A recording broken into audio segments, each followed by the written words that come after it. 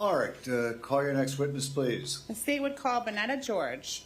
All right, ma'am, you've been called as a witness. You're in a position to give testimony at this time. Hello? Yes, ma'am, are you in a position to give testimony at this time? Yes, I am. And raise your right hand. Do you swear to tell the truth, the whole truth, and nothing but the truth, so help you God? I do. You can put your hand down, and ma'am, please make sure that you speak into the microphone so that we can hear you. Keep your voice up. You're soft-spoken as you start, okay? Okay.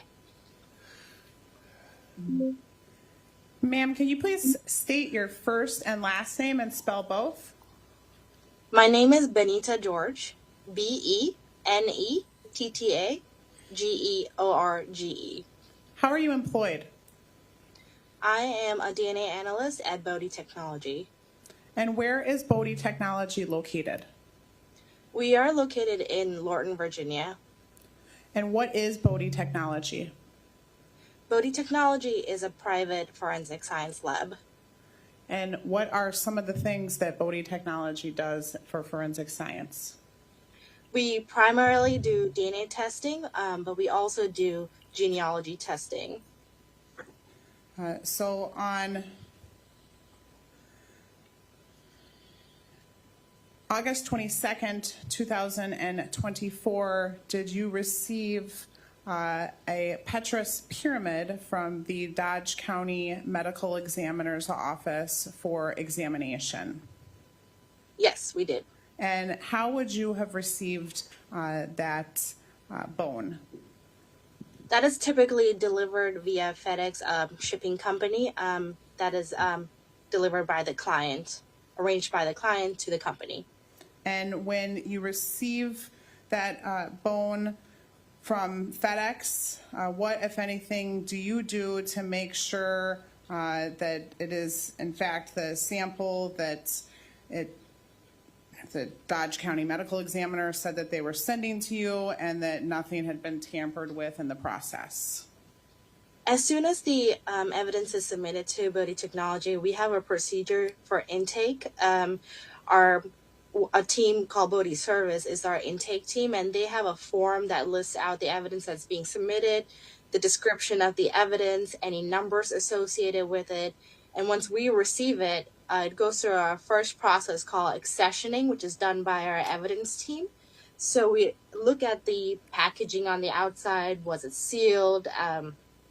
Did it have any tampering on it? And we begin our chain of custody at this moment as soon as FedEx submits the evidence. And once that's done, the evidence team looks for the numbers that are on the evidence paperwork, and if there's anything on the packaging to confirm these are the same numbers, and then they align. And that's how we confirm at the first stage that we received the items that we were told that we would receive.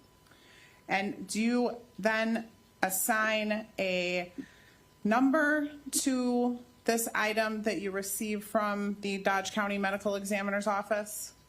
Yes, so the evidence team will assign it a unique Bode number to it, and then that's how we will be addressing it moving forward for processing. And in what stage of the process does the item come to you?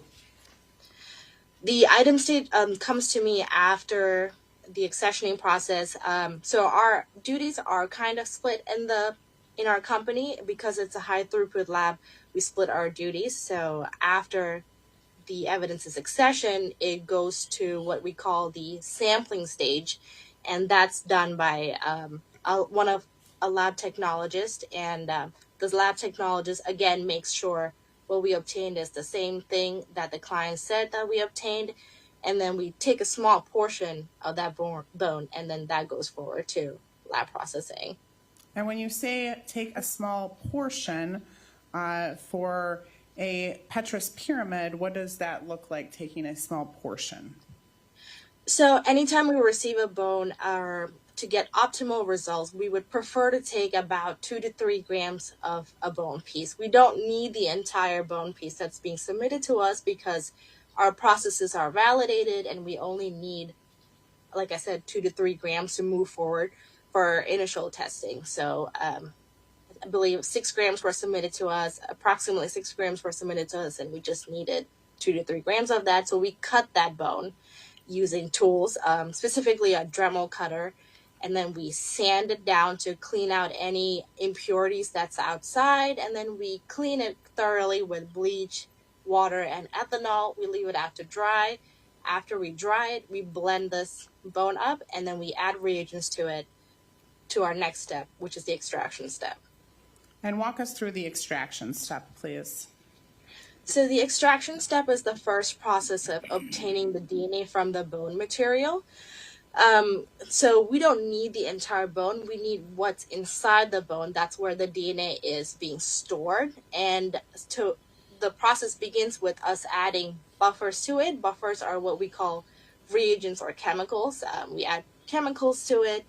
We incubate that for a few days, and then we take it out after incubation. And again, we continue purifying this bone material until we have what we, in a small tube, it looks like blank water. That's what it looks like to the naked eye.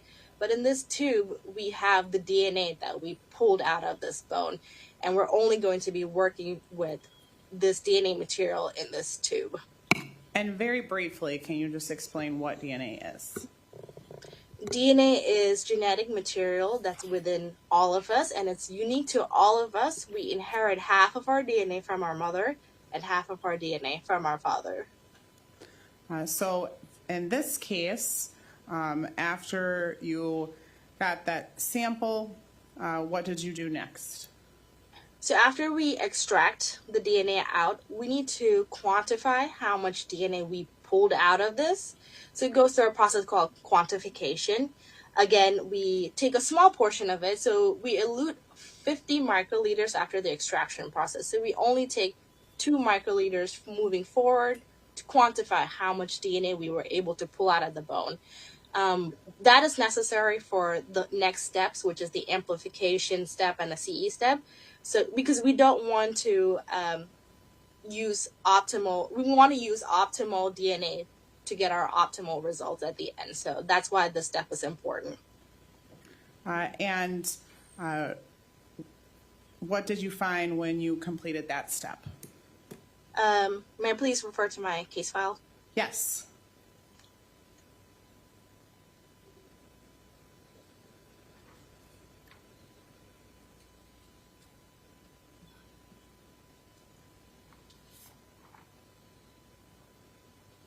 So after the quantification results, our results were 24.3 nanograms per microliters, which is a pretty large amount to be containing in a 50 microliter. So we just need, again, we just need a portion of it to move forward because it quantified really good. And then at some point, do you do something to try to create a DNA profile? So after the quantification, we decided how much we are able to take forward to create the DNA profile. So we only need to take, again, 2 microliters. Because it quantified really well, we only needed to take 2 microliters forward again. And the next step is called amplification. This is the step where we, again, add reagents to our 2 microliters, and the DNA that's in this tube gets multiplied to thousands and thousands of copies. This is needed for our next step, which is called the capillary electrophoresis. This is where an instrument comes in, and this amplified DNA that contains numerous copies of the DNA that we originally had goes through the machine, and then it generates what we call an electropherogram. An electropherogram is basically a graph that contains various peaks in it. And these peaks look like numbers to the naked eye, but these peaks are unique to every single individual. And that's what we call a DNA profile. And you said an electropherogram, is that correct? Yes. And could you just spell that for me?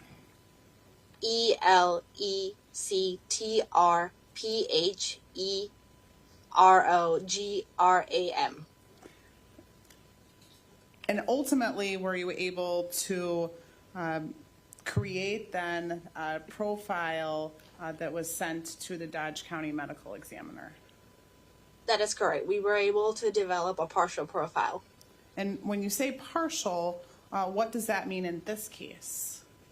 Partial just means, I'm not sure if anybody can see the allele table in there, or I don't have that. We have more witnesses, but if you could just generally, or in this case, how many markers did we have matching for the DNA? so we typically we want 24 locations. If we get all of these 24 locations, that's what we call a full profile.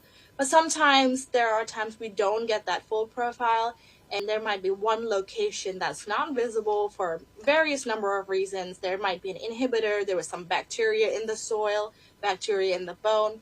That will stop something from showing up, or it was a degraded bone material, so there's various factors that affect it, and that will cause some certain locations to not be visible to us, and we call that a partial profile because we didn't obtain all 24 locations. And so in this case, of those 24 locations, do you know how many locations we obtained? We got all of the locations except for the Y markers, meaning they only appear if you are a male. They don't appear if you are female.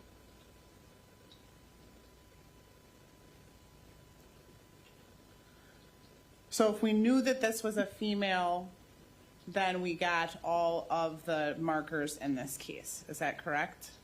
We got all of the markers for the female except at Penta D, that's a specific location. That one we only got partial data for that location. That one would be both male and females would have that location. So for a female in this case, if our victim was a female, one of the markers we only had a partial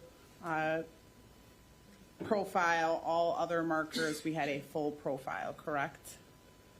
That is all except one location had a partial, yes. And then once you develop that profile, what did you do next in this case?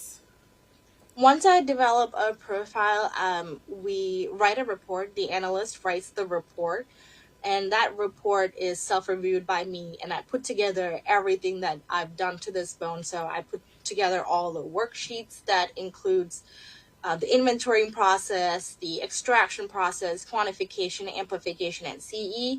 I make what's called a case file for this case, and then I send it to a technical and an administrative reviewer. The technical and an administrative reviewer has to agree with my results. They'll look for corrections, both technical and administrative, and then they'll give me the sign-off to be able to report the case. And did that happen in this case? Yes, it did. And then do you send basically that whole digital file then back to the Dodge County Medical Examiner's office? That is correct. And then the Dodge County Medical Examiner's office can send that on to whoever they deem appropriate, correct? Yes, it's the client's property now. Does the Dodge County Medical Examiner's office then sign releases with you that allows you to have discussions with the Wisconsin Crime Lab if necessary to discuss your results? If they needed me to, they would have to give it to me in writing, releasing point of contacts for other people. And just one other question: is the Bode Technology an accredited laboratory? Yes, we are accredited nationally through American National Standards Institute, National Accrediting Board. We are accredited to the FBI standards, and we are also accredited internationally through ISO 17005 lab standards. And why is that important? This is important to make sure the steps that we take are accurate, they're systemic, and we're not making any errors, and we're holding our practices to a standard so that our results are consistent and can be trusted.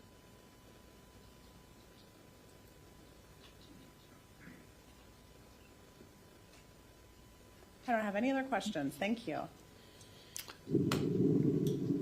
Cross. Yes, thank you, Your Honor. Good morning. Good morning. I just wanted to clarify your role in this case. In this case, you were tasked with identification. Is that correct? No, it's just developing a Brome profile. Okay. But in the hopes of identifying the Yeah, source. in the hopes of submitting it to Dodge County for them to make that identification. Okay, so your role has nothing to do with the manner of death. No, Nothing to do with cause of death. no, And nothing to do with how the individual died. no. Thank you. Nothing further. Not redirect. All right, you can disconnect. Next witness. The state would call Kimberly